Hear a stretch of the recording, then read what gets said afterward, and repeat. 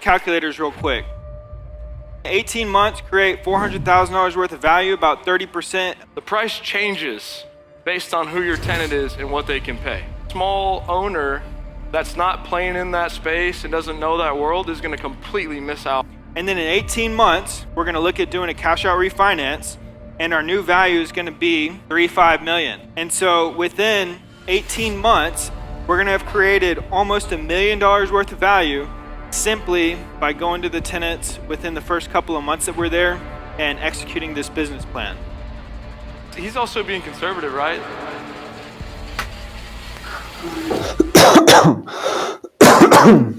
Hello. Welcome, everybody. Welcome back to another episode of Making Money on Mondays with Alex Coffman in the entrepreneur community in TR3 Capital. Today, we're going to be talking about, how's this? I moved it a little bit. Can you still see this okay?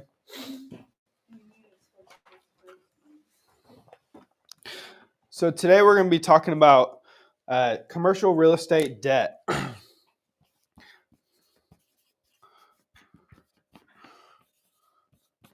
And how to underwrite your deals to ensure that you're going to be able to get debt on your deals. Right now, as you guys know,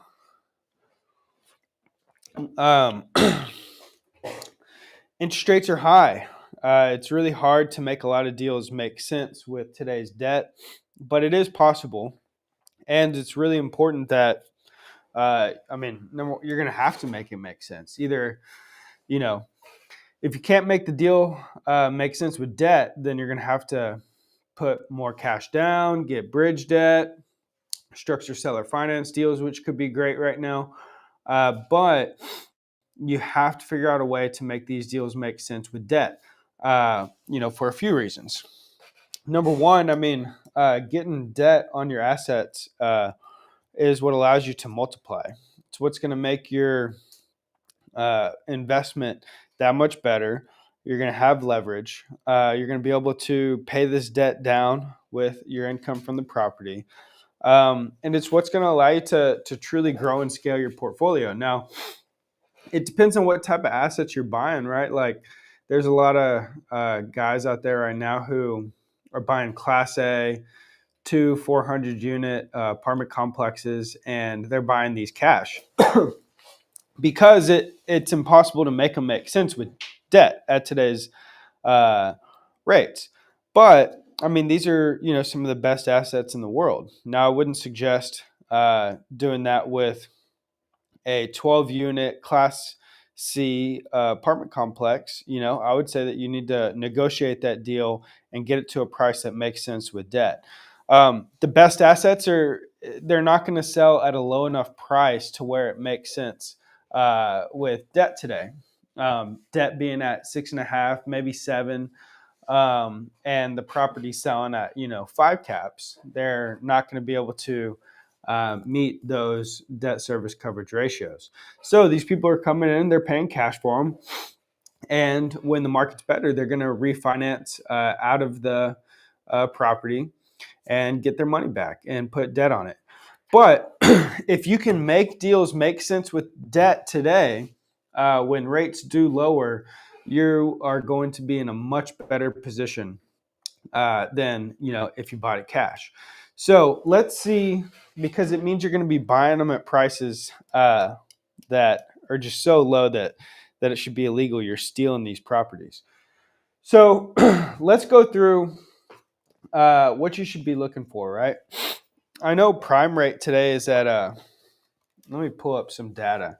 I know prime rate today is at 8.5, but let's see where Fannie Freddie rates are at today. Let's see here. Rates, multifamily.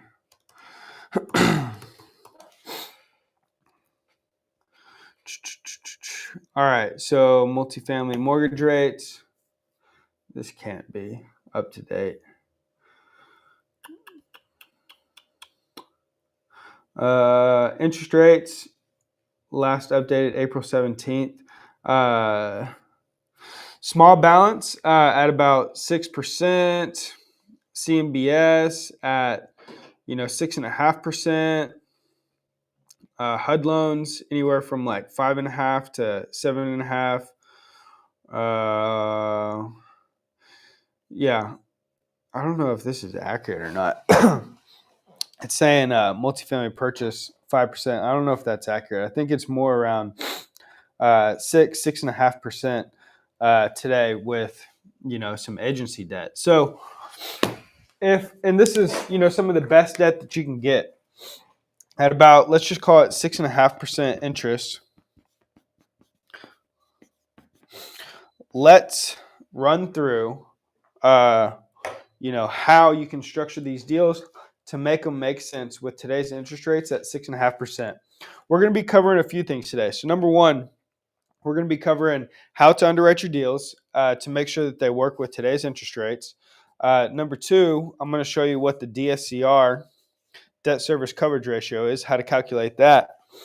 And then last but not least, I'm going to show you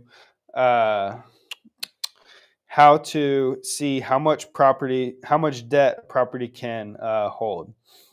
How much debt can your property hold? All right, so let's cover number one first. So all these things work together, by the way. All right, so today's rates. By the way, I don't think these rates are going to be dropping soon. A lot of these sellers have been banking on rates starting to drop in 2024. But I don't know. It doesn't look like it's in sight. Last year, and this is the opportunity right now. I know y'all have heard us talk about it, and many other people talk about it. But people who have these properties with their debt maturing, or they had adjustable rates, they can no longer afford to hold on to these properties. And if they sell, they're going to have to sell at a price that's much lower than they were anticipating. They can't refinance because their property can no longer support the debt at today's rates. So it's very hard for them, and they're in a very tight position where they have to get out from underneath this debt. The bank's calling the note due, and they're in a very short period of time, to have to make some decisions. And that decision is either going to be raise more capital from their investors, or come out of pocket, millions of dollars in order to buy the rate down or extend it or adjust the loan. And another option is they sell. And if they sell, they're likely might even have to come out of pocket cash a little bit in order to just sell the property, because the property is worth likely less, depending on when they bought it, it's worth likely less than their current balance. Or, like I said, figure out some sort of way to work the loan with the lender, or they're just going to give the property back to the bank, and the bank's going to take over the property, and they are going to try and sell it or do whatever they need to do with it. So I know that the bank doesn't want to take the property back, but sometimes they might have to. And if people are going to be doing restructuring their mortgage with the lenders, it's not going to be free. They're going to have to pay for it. So that might not even be an option. And these people, they don't want to sell. That's why they've been hanging on. They don't want to sell at the prices that they're going to be forced to sell at. So that's why they've been hanging on to, hopefully in 2024, we see some rate decreases and they're able to refinance and get out from underneath this bad position that they're in. But it's looking like it's not going to happen as soon as they thought. So that is the opportunity. That's why you need to figure out how to make these properties make sense with today's debt.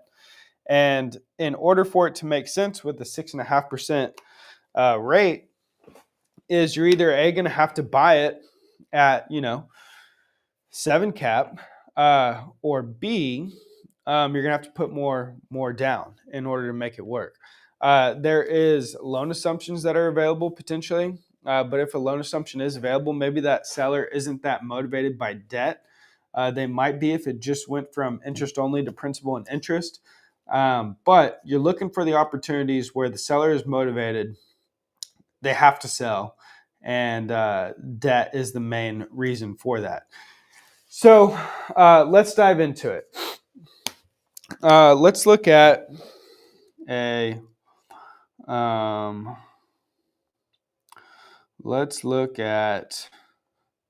a property. Let's say you found a 32 unit apartment complex. 32 unit. Let's say that it is 90% occupied.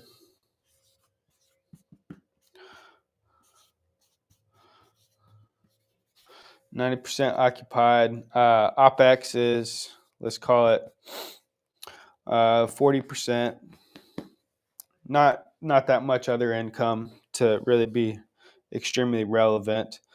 And let's say rents are $1,500 a month. So let's run some numbers here. All right, so 32 times 1,500 times 0.9 times 12 times 0.6. Oops. 32 times 1,500 times 0.9 times 12 times 0.6. All right, so our NOI here is going to be $311,000. All right, so let's say that they want to sell at $4.5 million. This is the purchase price they're asking for. So now let's run through the math on this. All right, so $4.5 million. You're going to put down 35%, which equals 35%. Let me write this here. NOI, just for memory's sake, 311K. All right, so 35% of $4.5 million is, let's just round up and call it $1.6 million. So if you're going to put down $1.6 million, then that means that your debt, 65%, is going to equal $2.9 million. Is that right? I believe so. Yeah. 3, 4, 5. Yep. 2.9 million. All right. And here's how we're going to quickly calculate our debt here. So if we're going to get a 6.5% interest only loan on 2.9 million, all you're going to do here to calculate your annual debt service is multiply the 2.9 million times your interest rate, 6.5%, 0.065, and that means that your annual debt service is $188,000. Now, if you are, example 2, if you are going to pay principal and interest on this, what we're going to do is we're going to take 0.065 and we're going to add about 1.25% to that to factor in the principal that we're also paying down. So that would put us at 7.75%. So I'm going to take 2.9 million, and this is just an estimate. It's just to do quick math, but it's pretty close. 2.9 million times 0.075 29 million times 0.075 equals, 0.0775.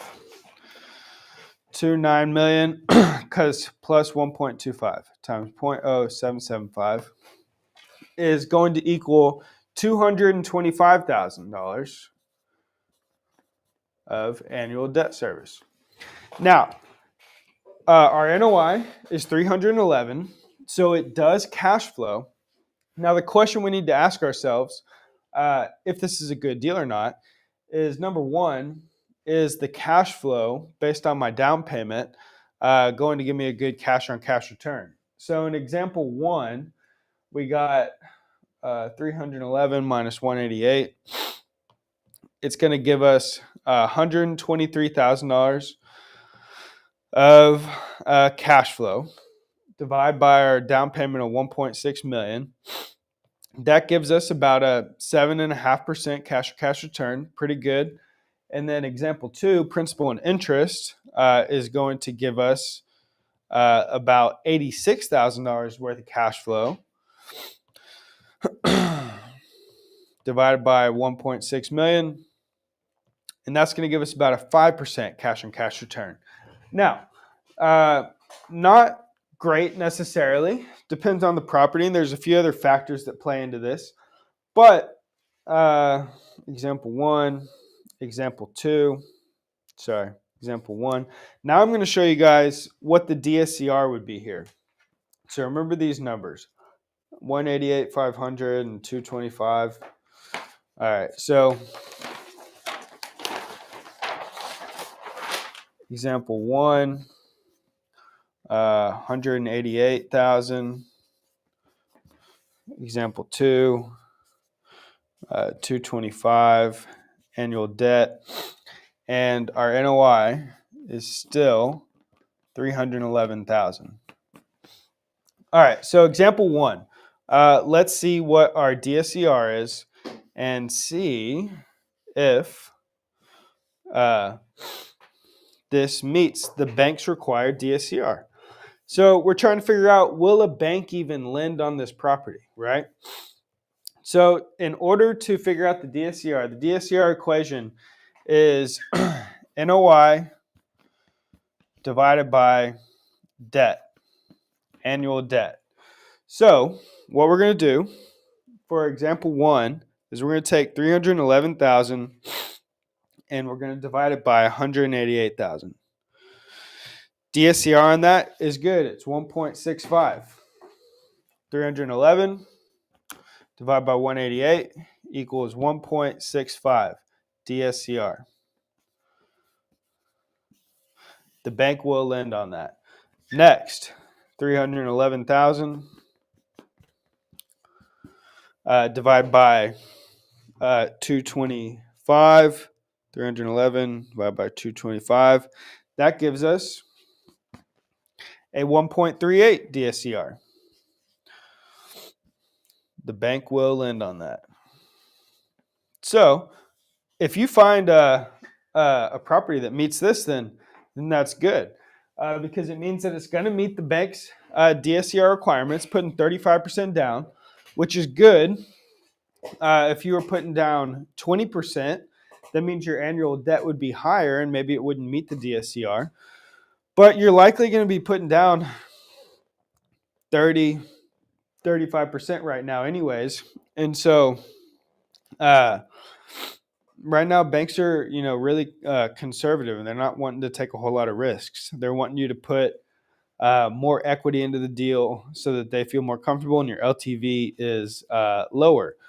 But with the DSCR of 1.38, they would feel very comfortable, and definitely with the 1.65 DSCR. And all this simply means is that your NOI is going to cover your debt service by 1.38 times or by 1.65 times. And the reason that that's important to the banks is they want security that you're going to be able to make your debt payments. If your NOI doesn't cover your annual debt service and it's less than 1, then that means that you're going to be losing money. And it's higher likelihood that you're going to default on your loans here. Or even if it was break even, if your debt service was 225 and your NOI was 225, then that would mean that you have zero room to make error. You're not going to make any cash flow. And there's a higher likelihood that you're going to default on your debt. And so that's why the banks want to see at least a 1.25 DSCR, because it means that you have some room and your NOI is covering your debt by at least 1.25 times. And the likelihood that you are going to default on your debt is lower than it would be if you had a lower DSCR. So let's look at some examples where, let's just continue to use this same example. But what we're going to do is we're going to change the NOI to 275,000. So if the NOI was 275,000,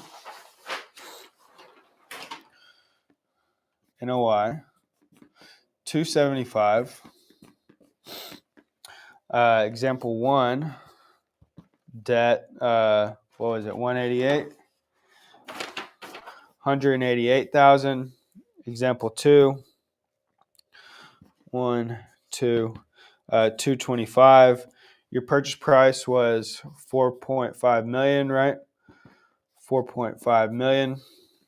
Now, if you were finding this property, and this was the example, your purchase price still at 4.5 million, your NOI at 275.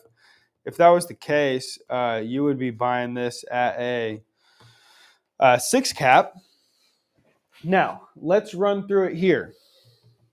We already went through this. Let's take NOI 275, divide that by 188, which is your interest-only debt at 6.5%. So 275 divided by 188, that puts you at 1.46 DSCR. Good to go. Example number 2, 275 divided by 225. Still, you're at 1.22. I'm trying to show y'all a bad example. NOI at 225 here. All right, so DSCR here is a 1. DSCR here at 225 NOI and 188 is 1.19. So, and this is with 35% down. So what you're going to have to do here is either A, put down more money in order to be able to buy the property, or B, rework this purchase price here. Because if the NOI, the current NOI, is not going to support the debt that you're going to get at this purchase price, then that means that you're going to have to put more down on the property. So let's use an example. Am I going too fast with all this math here? Are you confused? Way over your head? Yeah, drop your comments in the chat here. So here's the deal. Real estate, as much as my partner and brother and friend Matthew says it's a people game, it's also a math game. And it is all about the people, but it is also all about the math. And in order to figure out if a deal works or not, it's a few very simple math formulas. It's a little bit of a addition, subtraction, division, and our favorite, multiplication, because that's what we're trying to do with our investments.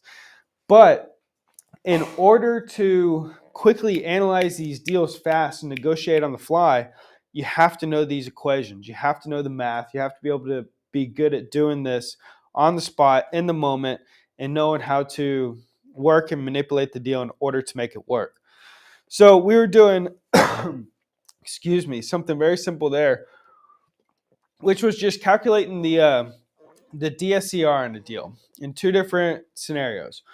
First one, it worked out well. You were buying it, I think, at like a 7 cap. We looked at 6.5% interest-only debt at 65% LTV. And we also looked at principal and interest debt at 6.5%. 65% LTV. And it worked out really well there. When you bought it, when the NOI was lower, and example number 2, it wouldn't work. And so most of the deals you look at right now, the debt is not going to work. And so there's a few questions that you need to ask yourself. Number one is, okay, how much debt can it support? And once you figure out how much debt it can support, then you can back your way into a price. And that's what I'm about to show you guys. But also, it'll tell you that you're not even going to be able to get a loan on this property due to the fact that it won't hit the bank's required DSCR. So the bank can be the bad guy. And you can use this in your negotiations to make it seem like, look, I want to pay your price. I want this property, but I can't buy it. Even putting 35% down, a bank won't give me a loan because it won't meet their DSCR requirements. And so it takes a little bit of the heat off of you, puts it on the bank, and it's just true. So in order to make the deal work with debt, we have to be at this price, which is lower than what you're asking.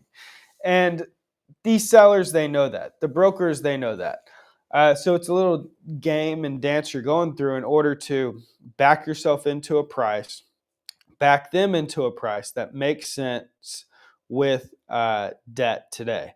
And like I told you at the beginning of this, if you make a deal make sense with debt today, you got a pretty sweet deal if it meets all the other factors of the deal requirements. But I'm going to show you how to back into a deal.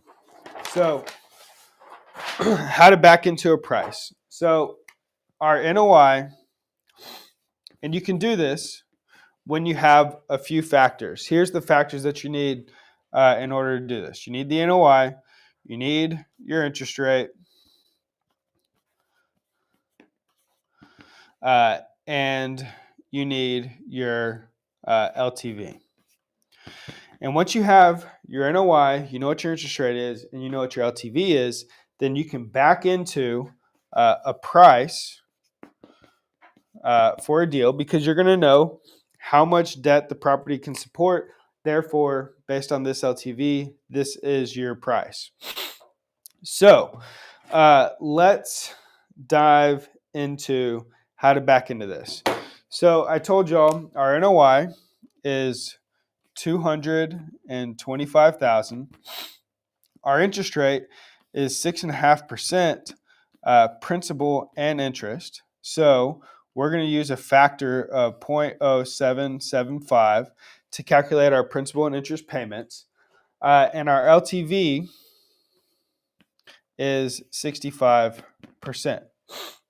So here's how we are going to back into this. Also, you need to know the bank's required DSCR. And in this case, we're just going to use 1.3. All right, so what we're going to do here is we're first going to take our NOI of 225 and we're going to divide it by 1.3. So 225,000 divided by 1.3 divided by 1.3, which is the DSCR, right? Follow me here. This equals 173,000. Now this is going to be the maximum annual debt service that your deal can afford. Because with the bank's required DSCR requirement, that means that if you have debt of 173,000, you multiply that by 1.3, that means your NOI has to be 225,000. So what we're going to do here is we are going to take this, which is our annual debt service, our principal and interest payments, and we are going to divide that by our rate factor, which, like I said, principal and interest payments, 6.5% interest. And so we're going to divide that by 0.0775. And this is going to tell us our balance. So 173,000 divided by 0.0775 tells me that the maximum debt principal balance at a 6.5% interest rate, principal and interest payments, gives me annual debt service of 173,000. The maximum balance I can have on this property is about $2.2 million, right? So, because this is how we're backing our way into this, $2.2 million times 0.0775, which is 6.5% interest, principal and interest payments, 0.0775 gives us our annual debt service of around 173. I'm rounding a few numbers here, but 2.2 million. Now what we want to do is we want to put 35% down on the property, right? So we know our LTV is 65%. So we're going to take our maximum, this is 65% of our purchase price. So now we're going to solve for our purchase price. So we're going to take the 2.2 million and divide it by 0.65. And this is going to give us our purchase price by 0.65. That means that we can pay $3.4 million for the property with NOI of 255, and that gives us, that means we're going to be buying it at a 7.5 cap. So this is how you back into a purchase price. And so when you're speaking to the seller, the broker here, you're going to tell them, look, I want to pay your $4.5 million, but the maximum debt that this property can support is $2.2 million. So I'm going to have to put either A, over 50% down on this property, which we don't do, or B, in order to meet the bank's required DSCR, I got to pay $3.4 million for this and put about 35% down. When I put 35% down, my interest rates can be 6.5%. They already told me interest only wasn't an option. It's got to be principal and interest payments. The maximum debt that this property could support is $2.2 million, $3.4 million purchase price, and I'll have annual debt service of $173K, which will meet their DSCR requirement with your NOI at $255,000. Is this still going over your head, or did you understand that? Talk to me. Did you understand it? Yeah, I think it's just like a little difficult that it's not like Linear? I know. Well, you have me these small whiteboards, so I gotta use what I can. So, long story short,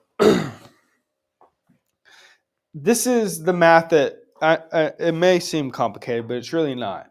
Once you learn these equations and once you get good at running the math fast, you're going to be able to look at deals and, in just a few minutes, underwrite them and say, won't work here, will work here.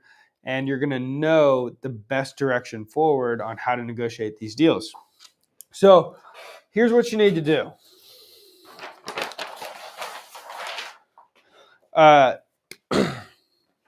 Number one, what you need to do is learn these formulas.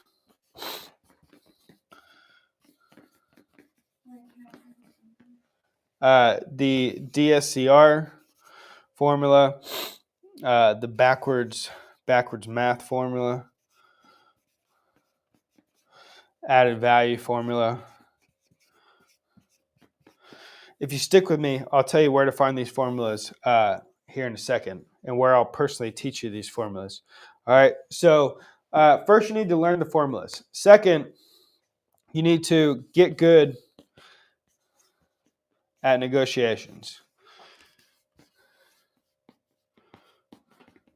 so that you can have conversations with brokers and sellers and explain the fact that the deal won't make sense where they're at because of XYZ reasons.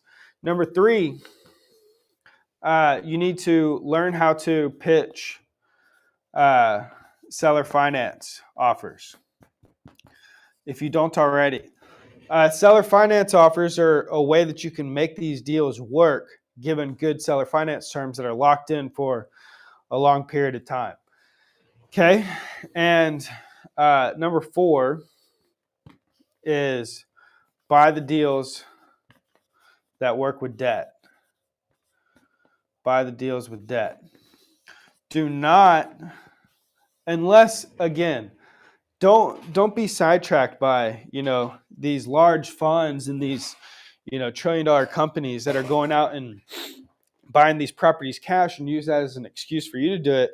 You absolutely can, but right now is one of your only opportunities to steal these properties at really great prices by making them make sense with today's debt. So go out, buy the properties cash if you want to. But my suggestion would be to make them work with debt, get good at all these things above and negotiating them down to where they make sense, because in that case, you're not overpaying for them based on today's market conditions. If you're having to buy the property cash, then there's something wrong. But if you're buying it with debt, that means that you're making it work in today's market conditions. And when rates lower, you're going to be in a 10x better position than you would be if you bought it cash.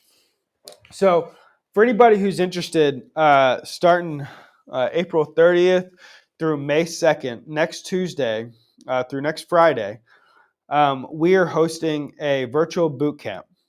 The tickets are super cheap. It's like $75 for general admission, $150 for the VIP ticket. But in this 3 to 4 day boot camp, 4 days only for VIP ticket holders, we're going to be walking you through. It's called Find $1 Million Deal Boot Camp. I'm going to be personally walking you through how to find these properties, identify the properties, run the numbers and all these formulas on these properties, and make offers on properties that are going to make you $1 million. It's not finding a deal that costs $1 million. It's finding a deal that's going to make you $1 million via some of this math, which I will teach you this. But more importantly than this, we're going to teach you the added value formula, which is going to show you how you're going to come in, increase the income of the property, add value to it, and therefore create your $1 million spread where you're buying commercial real estate assets that are making you a lot of money. So if you're interested in attending that, it's virtual, 3 days from 11 a.m. Central Standard Time to about 2 p.m. Each day.